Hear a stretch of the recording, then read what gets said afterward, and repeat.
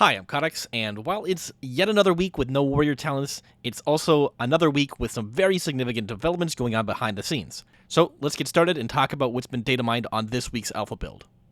It appears that warriors might be getting a DPS party cooldown in the form of Skull Banner, which will increase your party's critical strike damage by 20% for 10 seconds, and is on a 3-minute cooldown. While it's obviously not possible to assess its true value as of right now, what is plainly obvious is that this is a very significant cooldown. The fact that they made the wording critical strike damage and not critical damage means that it's going to multiply all of the damage and not just the critical damage component of it, making it really, really strong. Next up, Odyns Fury is back, boys. I mean, even Wowhead is mentioning that everyone wanted this ability from Legion back, and boy oh boy is it strong. So let's do some napkin math. Starting out from my current Shadowlands gear strength and weapon DPS levels, if you calculate out the damage of each hit, assuming that 2 of the 4 hits are offhand hits and therefore do 50% less damage, then the baseline damage for Odyns Fury would be 7,768 damage.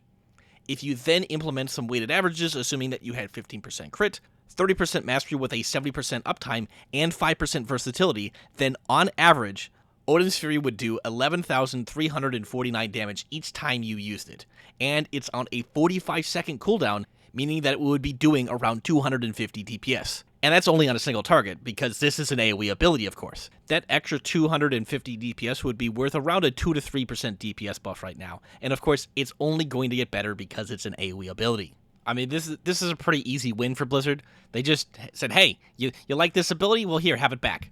Continuing with this idea of, hey, you like this thing? Well, here, have it back. The third talent highlighted by Wowhead is Test of Might, which is making a return, but is granting a percentage strength buff rather than giving a flat amount of strength per rate spent during Colossus Smash. This is a pretty smart change as it allows it to scale as the expansion progresses without needing it to be changed. With 15% haste, it seems entirely reasonable to be able to consistently get 20% strength buffs out of Test of Might during a Colossus Smash. With Lust, I could see that number going up to 30% and potentially even higher. This also makes that Blunt Instruments talent that we saw data mined in a previous alpha build much more appealing. Now, those are only the talents that Wowhead wanted to highlight. There's a bunch more of other changes that have massive implications for DPS warriors. Right off the bat, we have potential huge buffs to Single-Minded Fury. We have the talents Annihilator and Frenzied Flurry. Both of these talents buff one-handed weapon damage and give your auto attacks a chance to enrage you. Based on the wording, I suspect that Annihilator is going to be for Prot, which is really interesting because Prot doesn't have an enrage right now, and I'm not sure how that's going to work, but ignoring that, Frenzied Flurry looks like it's going to be the one for Fury. Giving Single-Minded Fury an extra way to apply enrage is a very significant change, and very well could make it competitive with Titan's Grip. We're just going to have to wait and see, but it's honestly really nice to see them trying to do something with Single-Minded Fury other than just simply giving it a damage buff and hoping that it then is suddenly good enough to be used. The next significant change is that they nerfed Blood and Thunder to only spread Rend to 5 targets. Now, on the one hand, I understand why they did this, and on the other hand, it's kind of stinky.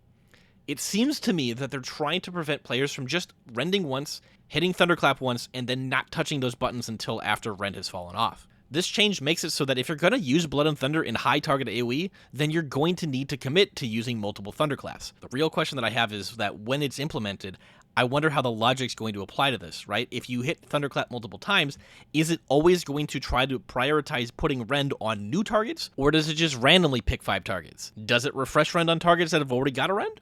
Who knows? We're going to have to wait and see, but I get why they did the nerf, even though I don't like it. After that, they have added 2 talents called Bloodborne, which appear to be Arms and Fury talents that buffs the damage of their respective bleeds by 15%. Next up, we have Blood Craze, which is absolutely insane. It makes using Bloodthirst increase the crit chance of your next Bloodthirst by 10%, stacking up to 5 times. If it wasn't yet obvious that Blizzard is trying to incentivize a Bloodthirst over Raging Blow playstyle for Fury, then here's yet another reason. And if you're still not convinced, oh, just you wait, because there's more coming. The next change that we saw is that they deleted the values for how much damage Cold Steel Hot Blood does, which seems fair because they need to get that balanced. Now, my suspicion is that they're going to end up making the damage be a percentage of attack power rather than a flat amount, as that would make its value consistent as gear levels improve.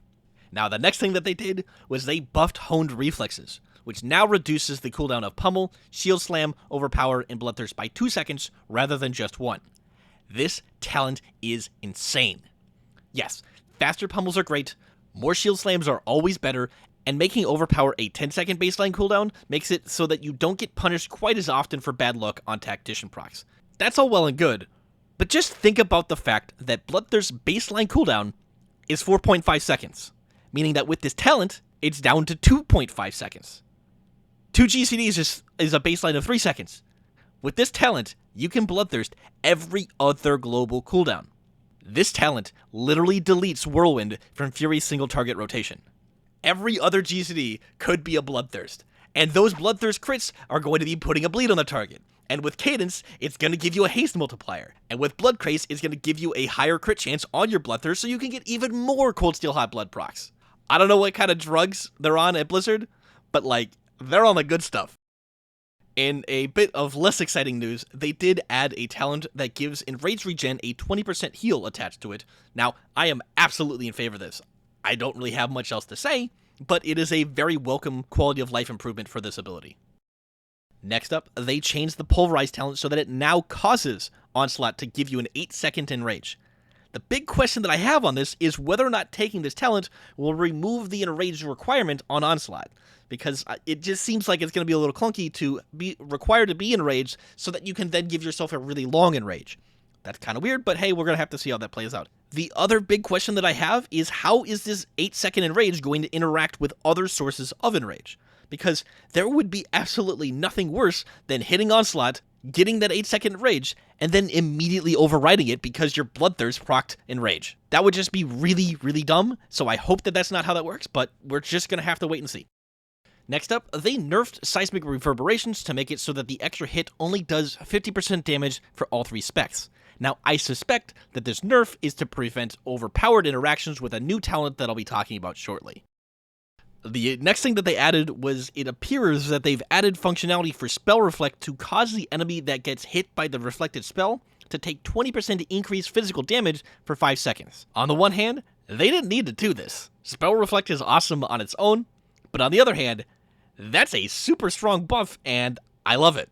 With that said, this honestly smells like a prot talent or a PvP talent.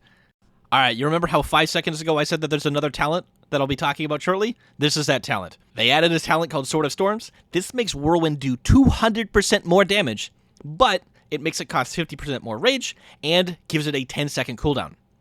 This is probably why they nerfed Seismic Reverberations. I love that they're giving us the option to massively change things around. The only issue that I see with this talent is that it seems pretty easy to assess with simulations.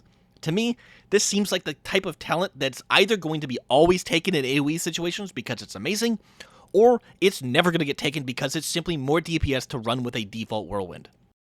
Blizzard also added a talent called Thunderous Aftershocks, which appears that they accidentally implemented across 2 talents.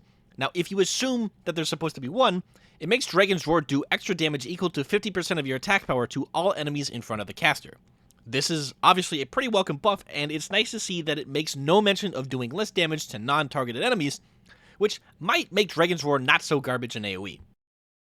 And the final change this week that is relevant to DPS warriors is that they nerfed the range on Thunderous Roar from 20 yards down to 16. The justification for this seems pretty obvious. They don't want warriors to be able to do a lot of damage at range, so they're just going to nerf it down so that it's not quite so big. And it also makes it so that it's less likely for you to pull mobs with this by accident.